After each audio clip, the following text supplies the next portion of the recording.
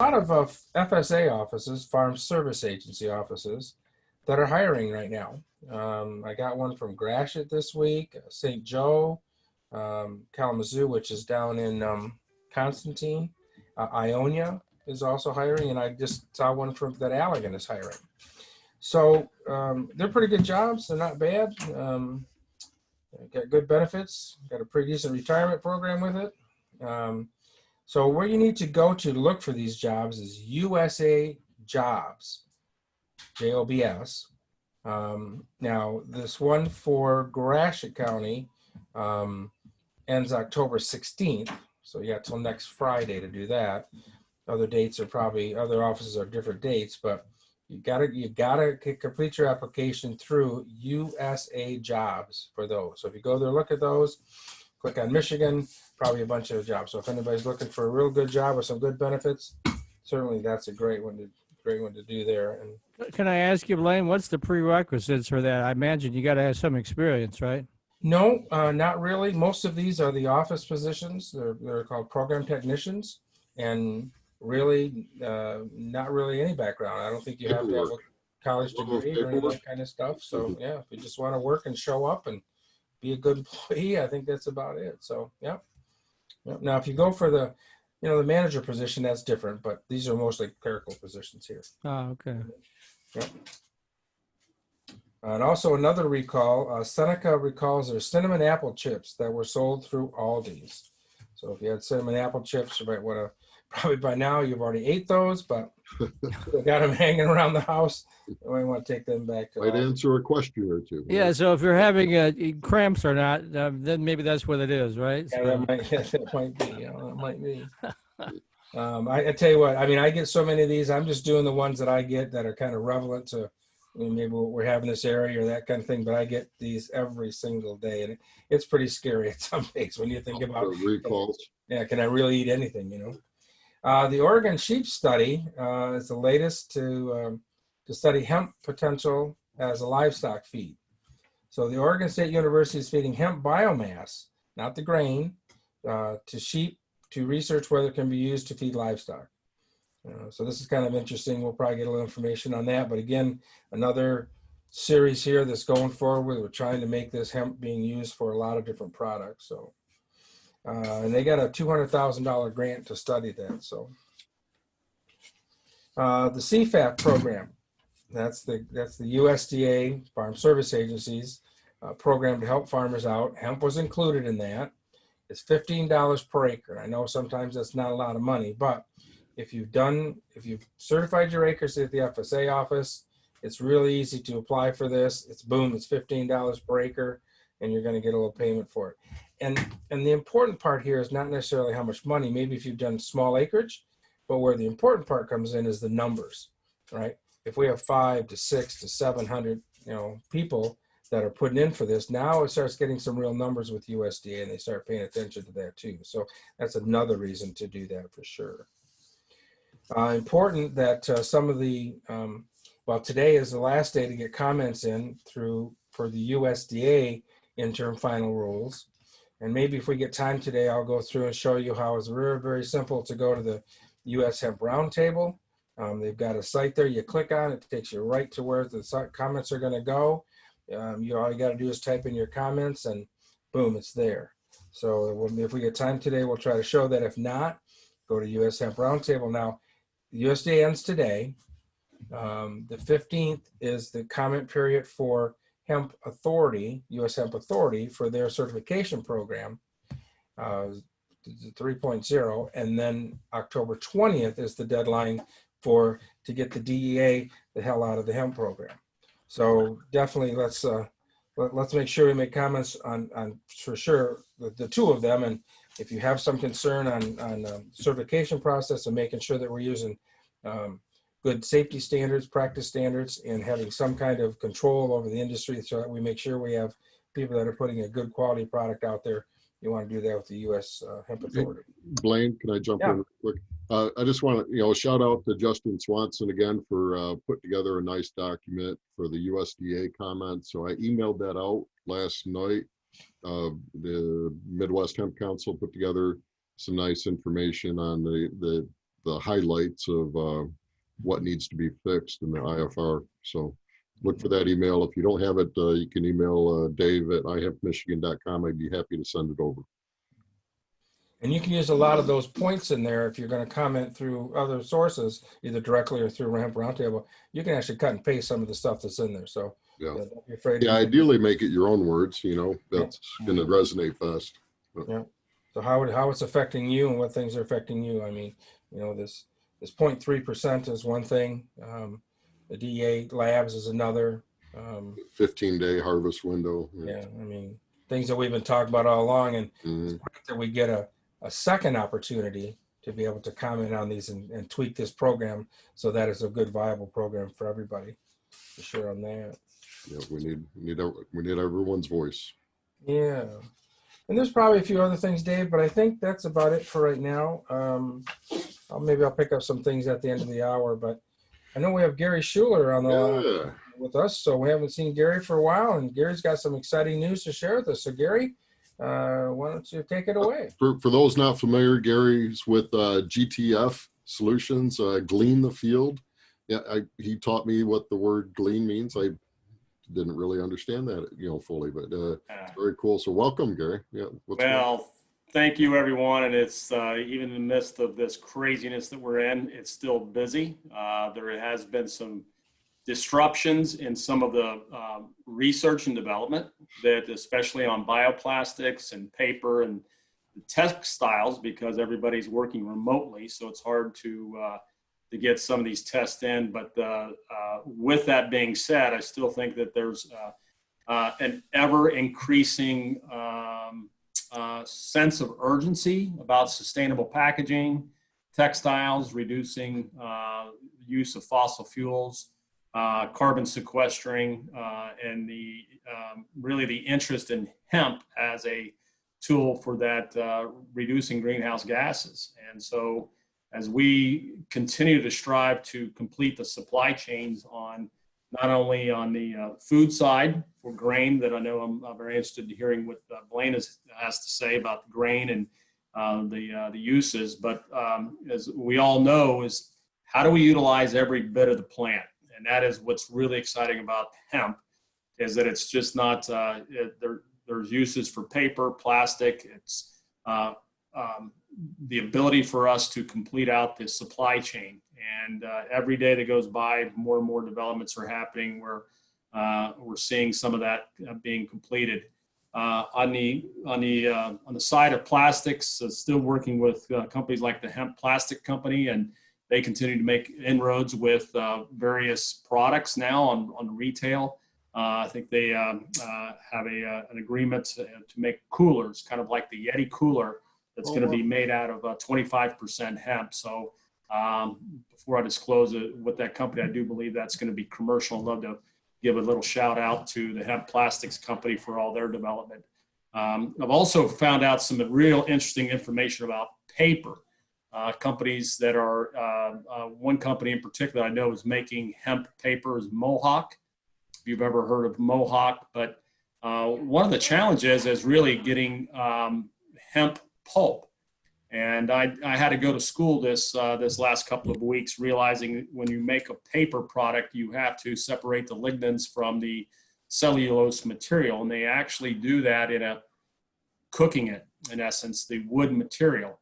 And so the developments is that if we can get the price of that hemp pulp down, and that's going to be a collaboration with some of these paper companies to really see that the price, because right now, wherever they're sourcing their paper product or the hemp, it's significantly costly compared to current raw materials that they have. But we just don't have a good domestic solution. But those things are being worked on. The hope is that, as I have always seen the vision, is you've got multiple revenue channels for the entire plant. So even if you're doing for CBD, the rest of the plant can be used for paper or bioplastics. If we're growing for a tri-crop for either grain or a textiles, again, you've got multiple avenues that needs to be processed. But those developments continue to happen. I would say the most exciting one that I've seen within the last couple of months is the interest in hemp protein powder. And initially, I thought the scope, I thought the initial scope was going to be for just like, I don't know, for health benefits. But when you look at the plant-based protein market, it's continued to grow. I do believe it's about a $16 billion industry right now, with a average growth rate of about 8% each year. And as companies or consumers, not companies, but consumers are shying away from soy-based or potentially milk-based protein, they're looking for more alternatives of either a pea-based protein powder, but hemp protein powder, if done correctly, could just has some incredible, not only the vitamins, but it's also that hemp protein powder could also be used for the development of a plant-based burger. So if anybody's gone to Burger King and if they've tried the Wonder Burger, I don't know if any. I haven't tried that. Yeah, I have. Well, you have it? I had one yesterday actually, and it's not bad. It's Not bad. Okay. No, it's good. It's actually good. I'd give it not bad, but good. I mean, obviously, It's passable. being meat eaters that we are, we have a tendency to, change that habit.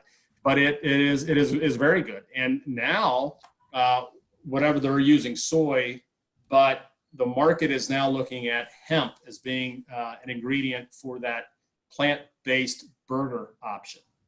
Well, if you look at the plant-based burger market, is continued to have very strong growth, and it's a matter of now getting enough of the supply chain and getting the hemp grain milled down to a texture that's going to be acceptable to these meat processors, whoever's making the hemp burger. Yeah, a friend of mine is the marketing and PR, national PR director for Impossible Foods, which makes that burger. And it's now, I believe, in all the Burger King locations in the United States, and that's like 7,000 or 8,000 of those things. Yeah. And it's really taken off. Now, since I've tried it on a number of occasions, and to me, you really can't tell the difference between meat or the Impossible Burger. So yeah, no, it's good, and it's obviously from as we look at is why not introduce more of the hemp as being that raw material supply. What's exciting about that is that now with the supply chain, you have a stable market. You have potentially being able to supply whoever's going to be Hormel or the Impossible Burger company. They're going to want to make sure that they've got a steady supply of that hemp protein powder. Obviously, I'm working on, and part of GTF is taking the seed cake after you extract the oil and turning that into a very nice hemp protein powder. And so the technology, especially with the Enigon system, just makes an amazing flour texture hemp protein powder. Most of the other hemp protein powders using a hammer mill process can be a little grainy. So it's kind of like putting gravel in your teeth. So what the consumers want on any plant-based powders or protein powders, they want that nice soy texture. They want that real soft powder that you can put in a smoothie and feel like it's not like you're drinking gravel. They want that really smooth texture. So You see me smiling, Dave? What's that? I was asking Dave if he sees me smiling. Yeah. Because we haven't talked in a while, Gary. So I got a couple questions for you. So let's go back to the pulp. Excuse me. Bless you.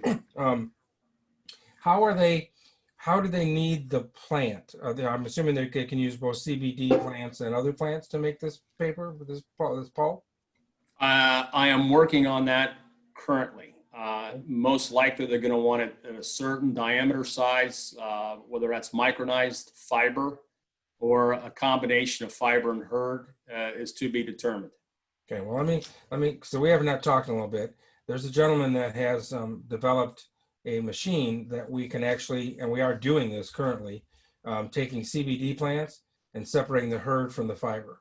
Yeah. So we have that technology is happening, and we are doing it. And right now, it'll be used for either plastics if they get back with me on that, and/or we're going to use it for animal bedding. Yeah. So we can do that. That is possible to do, and I have right now almost about 2 ton available of that biomass, or the Hurd. the hurd. Thank you.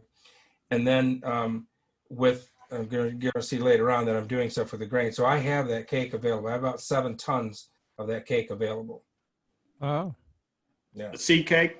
Mm-hmm. Yeah. Yeah. So yeah. So that's why I'm smiling a little bit. So yeah. Well, and that is really the key, is that if we, obviously having a stable buyers will really stabilize the market, stabilize what crop to grow, and then that will follow with the necessary equipment or processing centers. That again, the vision is that a processing center, kind of like a co-op, would be able to not only, let's say if it's making for the seed cake for protein powder, but also we're not wasting any of the plant. Then the crop can go in for either decortication or milling down. The question on the paper, back to your point, Blain, is I don't know what micron size, in other words, how big the particle size they're looking for, or the moisture content. That will really kind of drive what equipment is going to be required to fulfill their supply. The other $1 million question is how much are they willing to pay for it? Mm-hmm. Yeah. Gary, we talked to that ihemp member down in Detroit that had those facilities available, those large tanks. That might be, would that be suitable for cooking that fiber, that, to get the lignins out, whatever you need to do?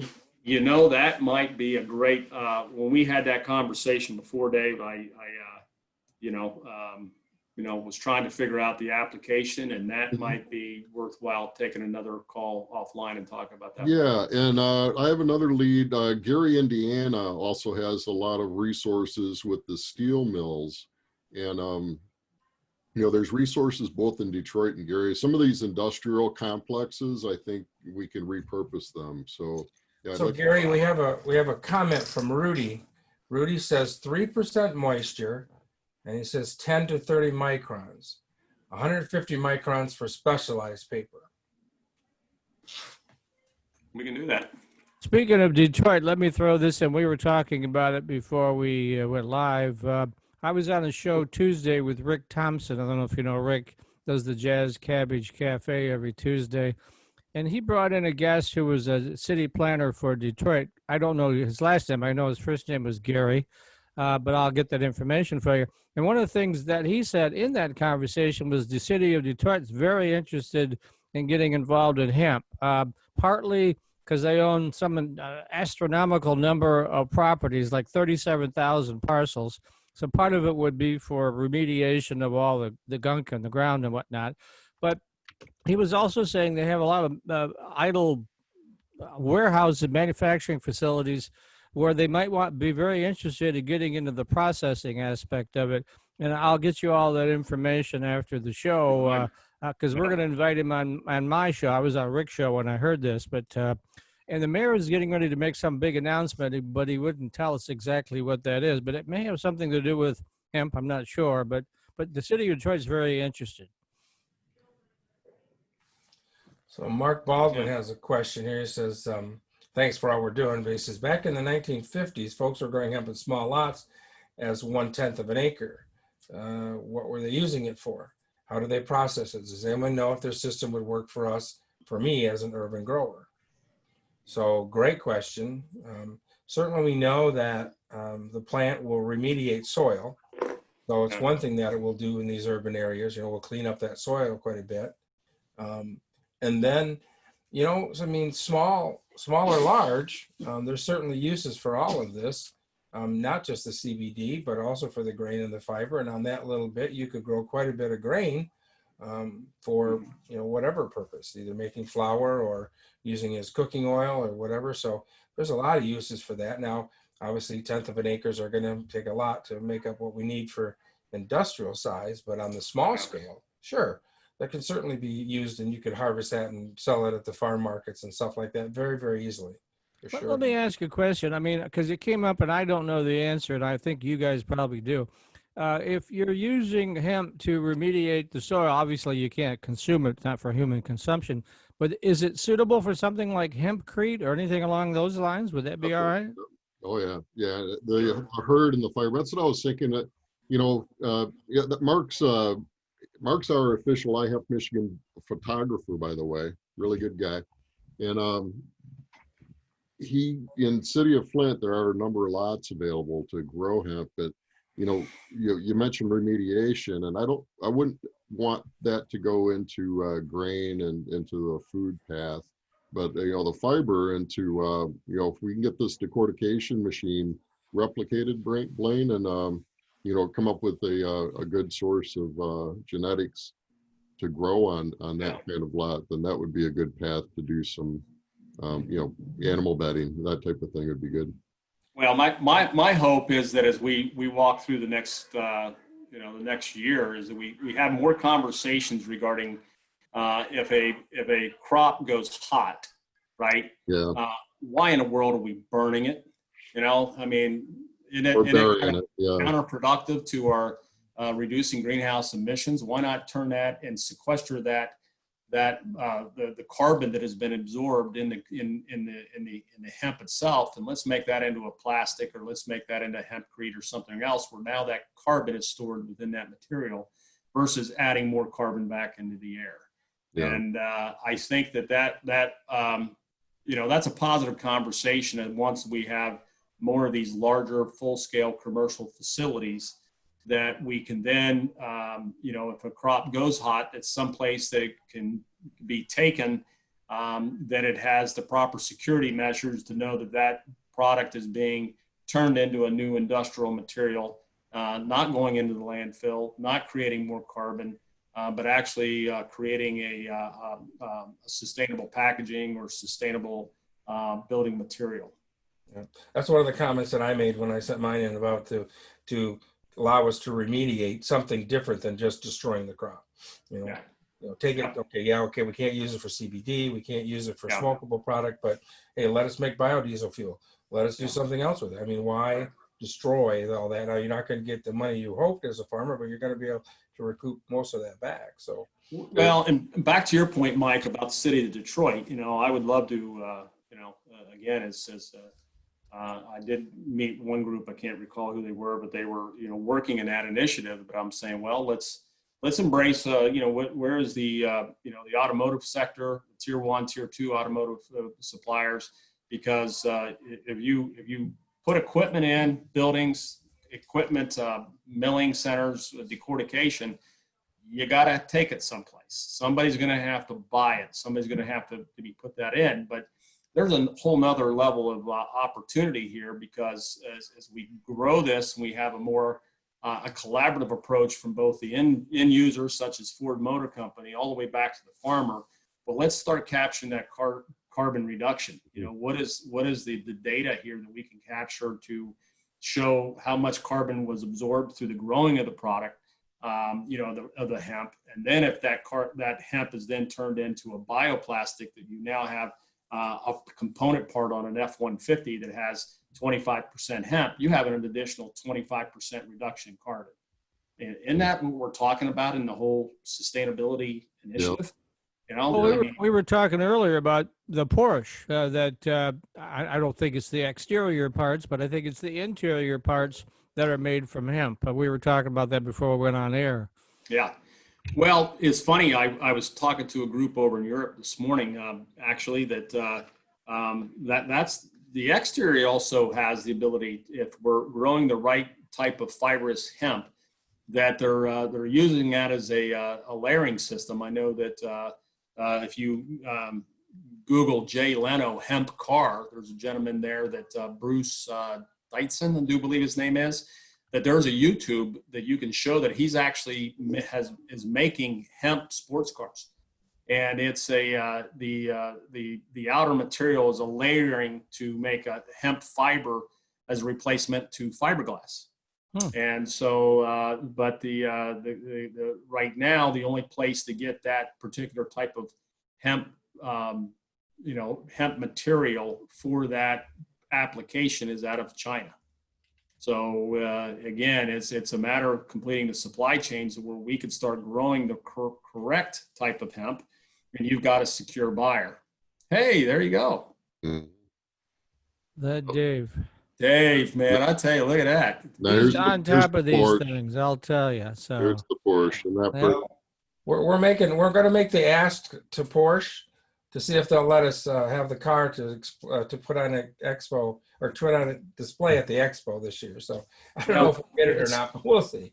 In these high performance, you got to understand the driver behind that. It's all about lightweighting and the strength of that material. And the hemp actually creates a stronger, lighter weight fiberglass alternative. The key is also. What's that? Graphene also. There's movement in that area, and hemp has a home there. Yeah. Well, and that's when I first started our conversation about the research and development. And this is it gets me fired up realizing that we're in the automotive capital of the world, and this has got to be a collaborative approach between what is the required material, what is the best genetic that can be grown, and when we look at trying to engage in the agricultural segment that's also has a sustainable footprint here, that there's two different worlds here. And right now everybody's wanting to do a domestic option, but we need a little help in terms of what specific material, or I would say genetic, is best for, let's say, that automotive lightweighting option for the exterior panels. Well, the other question is that if we grow it, what needs to be processed, and what's the price for that, and would they buy it? And I mean, if you can answer those three questions and saying, look, you're Porsche, Mercedes, Rolls-Royce, you're getting this fiber, this whatever material you're getting it from is from China. And if you're willing, there could be some innovation here that could actually get you a better crop or a better material at a lower cost that could also benefit industry here in the U.S. and more specifically here in Michigan. That was our call when we were trying to engage the governor, beginning of the year, and obviously everybody's world got turned upside down. But my hope and prayer is that as we weather through this storm, that we can start engaging in those conversations once again to really have a collaborative approach between industry, research, and the farmer. So there hasn't been any progress on your hemp textile because of the pandemic? Yeah, I mean, there's still some, again, additional, there's groups that are wanting to take the fiber and spin the fiber into a yarn. So from a textile standpoint, we still need to get the right type of fiber. And then if there's a possibility that we can do a natural degumming through some of the milling equipment, then it could be spun into a thread. Then the rest of the infrastructure already exists. Then you can make a hemp fabric. But it's what we're having a challenge is 95% of what was grown last year was for CBD, and that's not the right type of fiber. It's not going to produce what you need. Can I jump in on that too for a second, Gary? A couple things. Rudy's put in the comment, regards regenerative agriculture, and I don't know if anyone's seen that Kiss the Ground movie or not yet, but I'd highly recommend it. It's real important to look at that, and cover crops, all those types of things, we can do to preserve our topsoil and, provide a more sustainable future is our goal.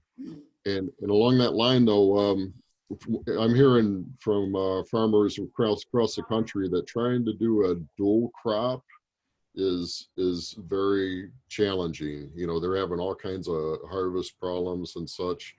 So I think we are gonna have to come up with a specific crop for a specific use. You know, trying to get 2 crops out of this is, people are having some serious problems with the logistics of that. Yeah. So It's we need that research. mm-hmm.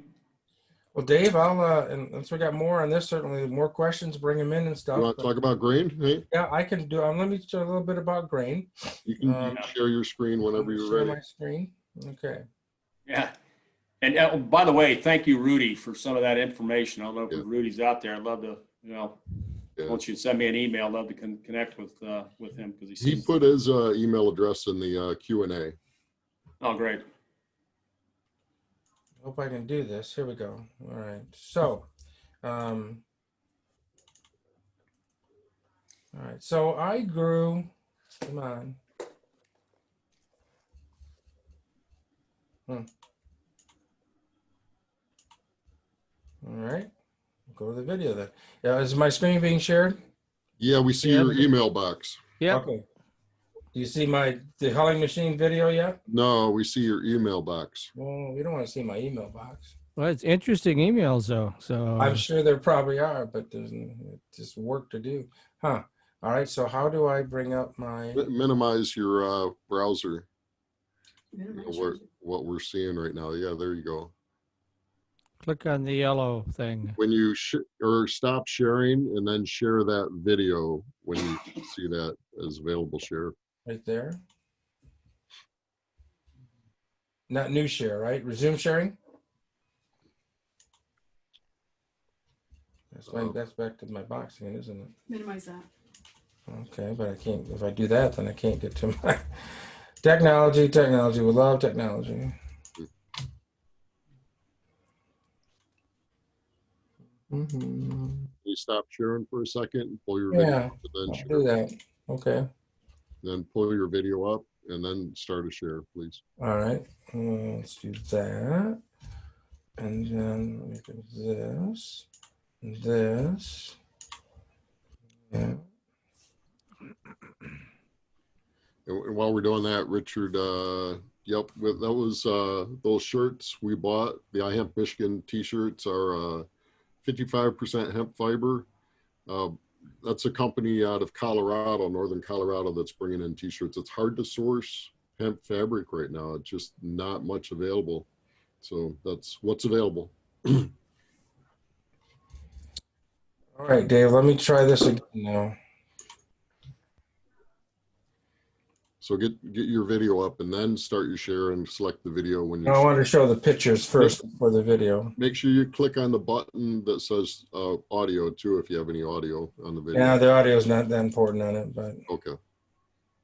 let's see, we're back to this again.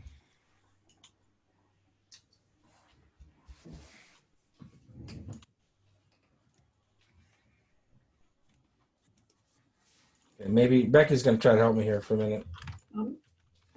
Open a new tab.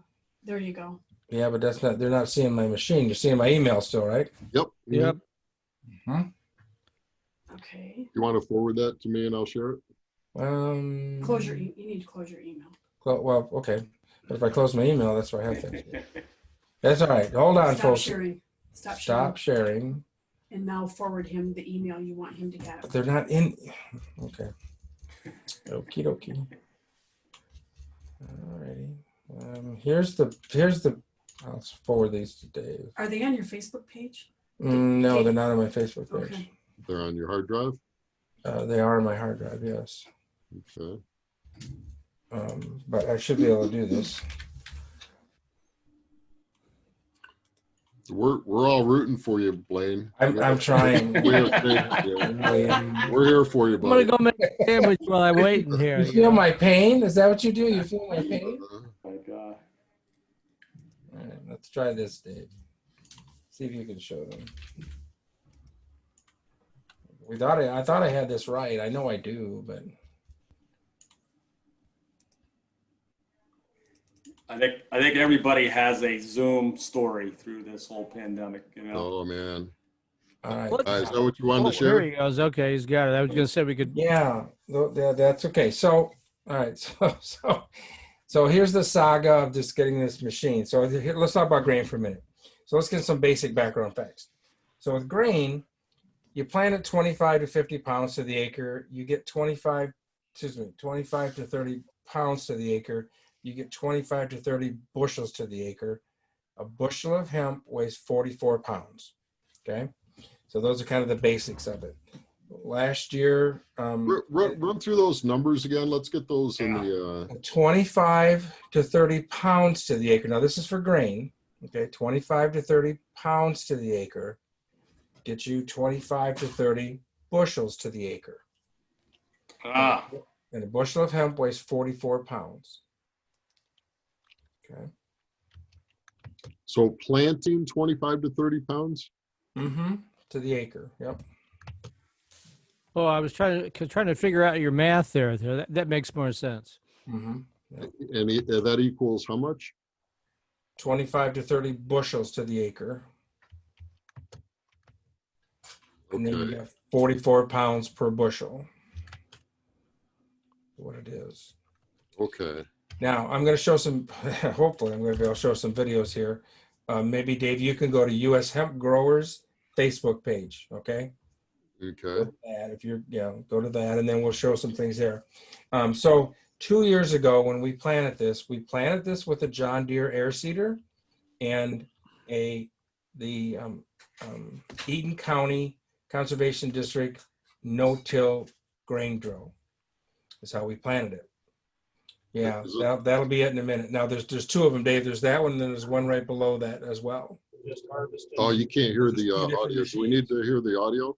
No, we don't need to hear the audio. No, it's all right. I'm just gonna have you kind of scroll through a little bit. I just want everybody to see the different kind of heads and machines that they're doing this with. And then we harvested it with a John Deere combine, a straw walker combine. Yeah, you can show these. That's good. About 2.5 mile an hour. I'll explain what this is. So what this is US Hemp Growers. This is one of their members, Dion is his name. 5 mile an hour. And so this is a harvester that they have on the front of this tractor. And all it is taking the heads off. Yeah. So it's not, so this is not it's an expensive piece of equipment, but it's not like a combine, right? So in a minute you'll see it, but anyways, it takes the head, puts it on like a conveyor, and then they run it up there into the wagon, and that's taking the head and the seed together is what that's showing you. And that's what but can you go back to that, Dave, and pause that just for a second, maybe? Yep. So what he's showing now in that is what it looks like in the wagon. And then they take that material from there and then they dry it. They separate the seed and they dry it. So that's what it looks like this particular way that they harvest it. When I harvested it with the John Deere straw walker combine, we strictly just got the grain out. We didn't get all the biomass stuff with it. Yeah, because this now you still have to separate that. You have to shake Correct. it or something to get the. Correct. You guys go through a thresher or something like that to separate that seed out from that material. Right. Mm-hmm. Yeah. Boy, can you see if you can get a picture of that head, Dave? Any idea where it is? No, not really. It kind of comes in there.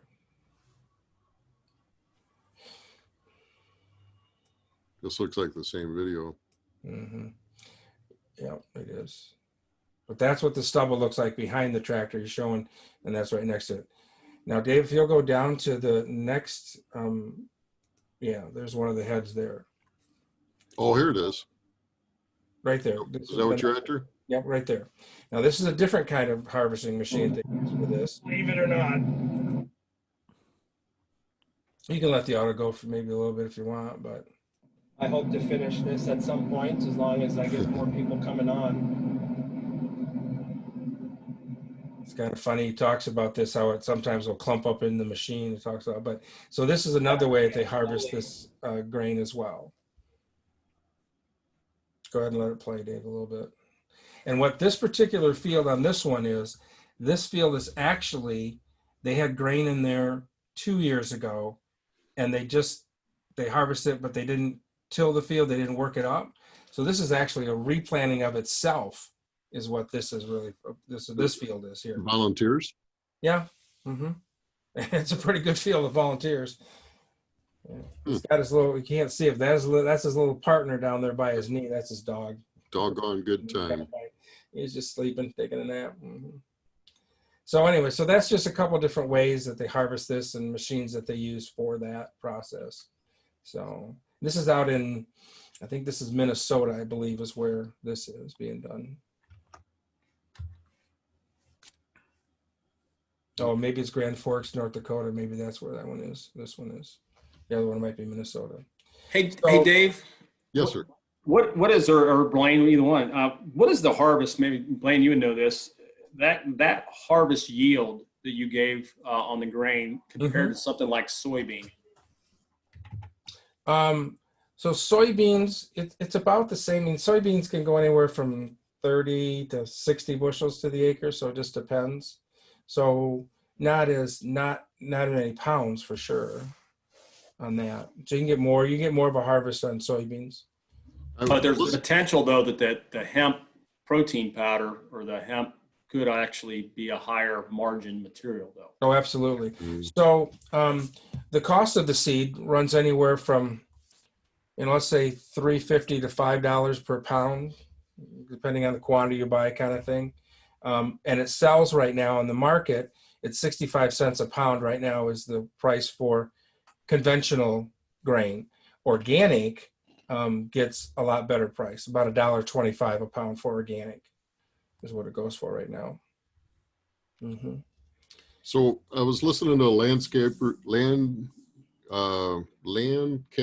Farming, the Pennsylvania guys, the podcast, and they're interviewing a northern Pennsylvania farmer. He said it was dry up there, and their yield was only about 800 pounds per acre, where typically it gets about 1,000. You're estimating maybe 1,000 to 1,300 with the right genetic? Correct. Pounds, yes. Okay. So yeah, so that would be only about 18 pounds to the acre, 18 bushels to the acre. So what that would be, convert to. Yeah, and that's where, he was trying a dual crop and said he was giving up on it because some of the males had rutted in the field and then they were wrapping around the equipment. Yeah. So what happens is with this grain is you need to harvest it in more of a green state more than a mature state. When the bottom of the grain head, think of sorghum, okay, bottom of the grain head, when it starts, when those seeds start turning brown and start opening up is when you want to harvest this crop. If you go farther into it and try to harvest it, you have the wrapping problem is what happens.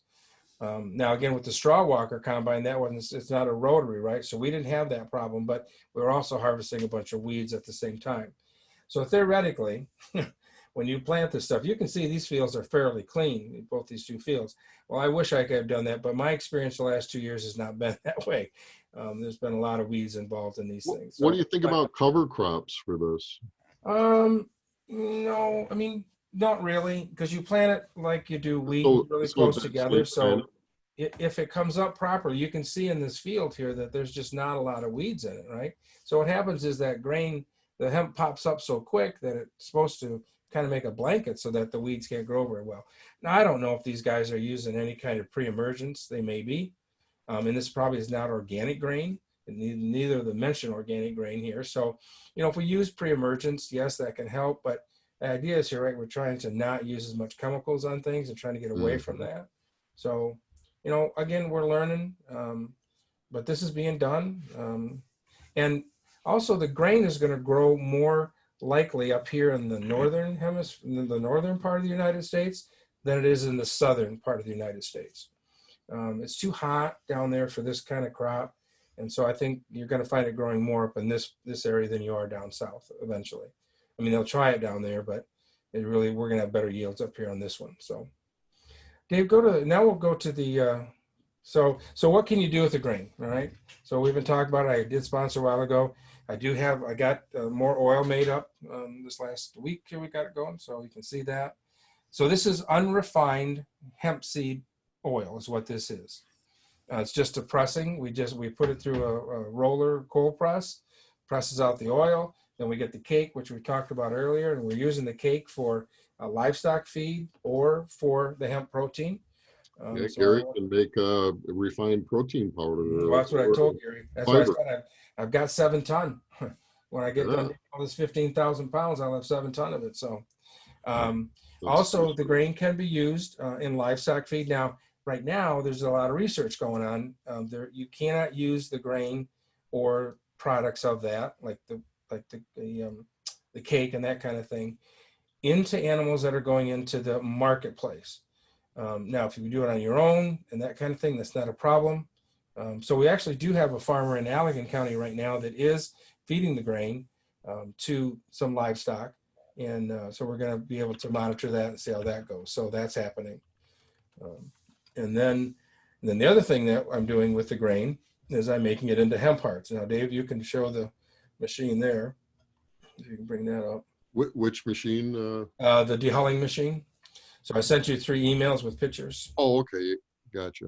Yeah. How are we doing on time? We're doing okay on time. Good. All right. Yeah, we get about 15 minutes. Okay. So this has been a little saga. I tried to find a dehulling machine in the United States, and they do make them, but it was a lot more money. It was $20,000. It would do 1,000 pounds an hour, and I'm not quite at that point yet. So unfortunately, or fortunately, I had to go to China to get this machine, and it was quite a little exercise and patience getting this thing here. But so it's not a very big machine. It does 300 pounds an hour. It's really simple. Those rollers you see in the window, so the seed just drops down, and if we can get the video going, I'll show you. The seed just drops down between there, goes between that whole the bottom 2 sets of rollers, and then comes out. You sent the video? No, I haven't sent the video yet because Okay. I'm going to try to. I'm going to try to do it here, but so that's the box. I kind of kid myself. I kept a piece of this box, and I'm going to get stickers for it to show where all this thing went to before it got to me. So China, The journey. Miami, Cleveland, Grand Rapids, Traverse City. That's where it went. So where it got to me. So again, it's a pretty simple machine. Now, what I'm having an issue with, and I just got to tweak it a little bit, is I want to be able to take more of the hemp hull out, the seed hull out, but it does a nice job of separating it. But it just, I gotta clean it up more before we can bag it and send it out on that. So these machines aren't available from a U.S. manufacturer? Not of this size. Just the bigger size is all I could find. Oh, okay. What kind of investment would you need for, what Gary's looking for, a large production? Oh, hundreds, thousands of dollars. I mean, and they make them, for the seed. Now for Gary's stuff, I don't know. I mean, it's a different kind of machine, but yeah. This machine here it was actually more for me to ship this machine than it was the cost. This machine cost about $1,200 with some extra parts that I got with it. So, for that price, I can afford to do 300 pounds an hour and bag it up that way. So it'll be good. Yeah, for more of a craft business, but not to the commercial scale. Yeah. Correct. Yeah, I'm not trying to be Manitoba Grain at this point. But you can go to any store right now and you can buy hemp parts. This is going to be hemp parts, is what we're going to make here. You can buy hemp parts, and a lot of the recipes, of course, that I've been doing have the hemp parts in it. So the grain runs through these rollers. Is that the idea? And it drops down through between the top 2, and then falls in between the bottom 2, and then comes out in the bottom. And that takes the shell off. Huh. Interesting. Okay. Let me see if I can. Nancy, please make something. Nancy said something there. Oops. Please discuss time. She says, please make time to discuss. We got a request. pollination. Somebody wants to know about pollination. Yep. Okay, Nancy, I'll get to that in just a second. That's yeah. So yeah, so this is going to be a topic as we move forward for sure. To pick a number of how far you think the pollen will go, and it might be right? Could be 1 mile, could be 3 miles, could be 30 miles. We really don't know until a lot more studying's done. And it depends on what's around it. Like when I grew the CBD 2 years ago, it was all surrounded by wood. So, even though, yes, it gets in the air, it's, you know, I can contain more of it because it's all surrounded by trees. And there is hemp pollen in the air all the time on this. Everywhere there is. So, you know, in Michigan, we used to grow hemp here before. So down in the Decatur, Van Buren County area, there's what they call ditchweed. And it all the time is coming out with pollen. So, Well, and now that anybody can grow 12 plants in their backyard, and they're not going to at first understand the difference between male and female plants, you're going to have all kinds of other pollination issues. Now, this crop, what's interesting with the grain crop is that it flowers very early. This crop, even though it says it's a 100-day crop to maturity, it's really more in the 80 to 85 days when you start maturing, when you start harvesting this. So this crop actually comes up, and the male plants come up within 45 days. You've pollinated your own stuff. So this is very, very early in the season before the CBD plants ever even think about being wanted to be pollinated before the flower ever comes out. And some of the fiber genetics you'd actually be harvesting before it would even become an issue, right? Yes. Yep. And even with some of the grain, I think too. I mean, it's still going to be there, and you're still going to have it in the air. But again, it just comes up so early. I was very, very surprised how early that came up. So, all right. So probably not going to be able to share this video, Dave. But all right, let's try to.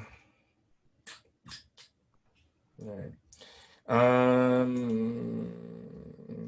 Let me try to share the screen one more time, Dave. And yeah, minimize everything else. Just have your video up on your screen. Get rid of everything else. All right. And then your odds will be a lot higher. That and do. Remember, we're pulling for you. Minimize. Go Blain. Keep your head up and your stick on the ice.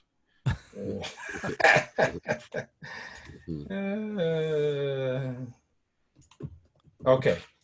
All right. So now let me escape from here. Let me minimize this. I'm really going to get good at this one of these days, that's for sure. Blain offers, there's a question here about what strain or what genetic of grain you grew, and that was from HGI, correct? It was HGI, correct. And they have a number of different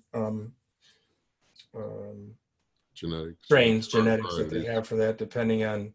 And I haven't learned. I mean, I'm trying them to see. And there's a number of other farmers here in Michigan that grew this last year, so we'll be able to share a lot of information. And I know that James E. Decker and MSU did a lot of stuff as well this last year, and so we'll have a lot of good genetic information we'll be able to share. And I haven't learned what's maybe maybe what produces more oil than this. I don't know that for sure. Yeah, but you want those big fat seeds if you can get them. Yes, the bigger you can right now. All right, am I on sharing? We see your desktop now. Pull your beautiful picture of Grand Haven. That's what that is there. Very pretty. So here's the machine. Yeah. My machine. Yeah, we can. Hey. All right, Blain, go Blain. And as you can see, we are doing our thing with the mash. There we have it. So that's kind of what it comes out like, and the little dark parts in there are kind of the hulls that we need to get out. But it's a real simple machine. You just put the seeds in the top, and boom, it comes down, and it shows the hulls on one side, and then does the green there. So just a short video. Back it up again so we can. Yeah. So right there is where we're going to build a stand to get it up off, so we're not bending over, but. And that has some kind of blower to try and blow the. Yeah, if you can see on the right hand side, right here is where the blower is, and then we're blowing it into. It has a bag, and we're just blowing it into. It came with a bag to collect the hulls in, and we'll probably use the hulls for livestock. Probably throw them out there for livestock kind of thing. The amazing thing is that those hulls can also be made into bioplastic. Really? Yeah. Well, okay. I guess I'll be keeping my hulls then. Well, it depends upon what you can get it for livestock. The price per pound, but it actually gives the plastic a speckled look. Oh. So if you some of the samples, I know that even you can go to Bed Bath and Beyond, and they have cutting boards there that have like a speckled look. Yeah. Like this. Yeah, depending upon the pigment that they have, they could I'm gonna actually stop make it sharing my white. screen, Dave. There we go. Yeah, this is from Hemp Plastics. Yeah. Here, let me see. So getting back to this pollination thing, yes, we're going to need to be, we're trying to work on having a good way to share that information of what's growing where. And of course, the state is restricted from giving that information out because of freedom of information. We're trying to make a map that we can share and people know what's going on. But good talking with the neighbors is the only way we're going to solve that problem and be able to do that. So. About 5 minutes. Okay, any other, that's kind of a quick down and dirty. And Gary, thank you for joining on today and giving us all that great information. So we appreciate that. Pleasure. Yeah. On that map topic, if you go to ihempmichigan.com/map, you can see what's being grown. You know, people who have registered. Oh, we have to do the drop down here. So there'd be grain. And that'll give us an idea. And that's that membership. We don't have yeah, it's available to anyone. You can get right to it. So we don't have, we need to get more people putting their information on there as well. And we have a tool to use that. Yeah. So just a couple of things I want to mention. Gosh, actually, you're all getting your samples in. You know that November 1st is going to be at this point, I'm going with the more restrictive approach that our plan will be approved by USDA and will be falling under those rules. We haven't heard back from the state yet on that, answer what they want to do, but I'm just going that route. Man, it'd be great if they don't approve us in time. Well, we can stay on the research program. Could be a blessing there. Yes, there could be a blessing. Oh. Well, hopefully. Now, next week we have Hunter Bluffington on from U.S. Hemp Feed Coalition. She's going to be delving into a lot more of what's going on with the research and everything for actually being able to use the grain for feed. The week after that, the 22nd, we're going to have Craig Van Buren. I think if everything's worked out right, they're actually going to take us through the lab and show us how they do these tests. And hopefully Craig will be able to share with us a little bit about the results, what's gone hot, what's not this year. So that'll be nice. And then on the 29th, we're going to have MDART is going to be actually giving us an update on what we're going to be doing starting November 1st. So those are kind of the next shows coming up. Remember that we have that on the website, we have the classifieds on there. So you can put an ad on there, very, very cheap. We've made it very inexpensive. We just want to be able to have growers and processors and everybody kind of be able to communicate back and forth if you're looking for labor, if you're looking to be able to sell your flour. I was on this morning just on my Facebook, and there's a gentleman named Eric Freeman from Allegan, and the only way I know how you can contact him is through the Michigan Hemp Network, MI Hemp Network is how I found it. He actually has 150 Cherry Mac CBD plants for sale for $2 a piece in Allegan. You got to come get them and probably harvest them too, but he has too many plants to fit in the barn. So there's a bunch of social media out there to find also. So if anybody's interested in that, I guess I can do. All I can tell you is his name is Eric Freeman from the MI Hemp Network. If you look there, maybe you'll be able to get his contact. They're probably already gone, but maybe not. If everybody's looking to get some plants pretty cheap. So you can't grow them for $2 a piece. I can tell you that much. No. On that. Also, the Midwest Hemp Council, they have their expo called Hemp at the Crossroads coming up. That's going to be February 4th, Thursday the 4th and Friday the 5th of 2021. And our expo is a go with the rules that have changed. We're working on this. We can have up to 500 people in the Lansing Center at one time. Really? And we're working on trying to figure out how to do the rooms, and because even though we have 500 people in the facility, in each room we have restrictions to also there, so we got to meet. So a lot of great topics we have. It's going to be a great expo, maybe a little on the smaller side than what we had last year, just because of what we have right now. But if rules loosen up as things get better, we may be able to have more people. So stay tuned for that. We're going to have a great information coming out on that. Going to be able to register soon, and exhibitors will also be able to register as well on that. We will be using the Radisson Hotel is where we'll be staying, since it's just a walk away from that. So All right, so with that, we're probably running a little late, aren't we? We gotta get some music or something when I come on. Or something. Yeah, we'll work on that. So today we have cauliflower hemp soup.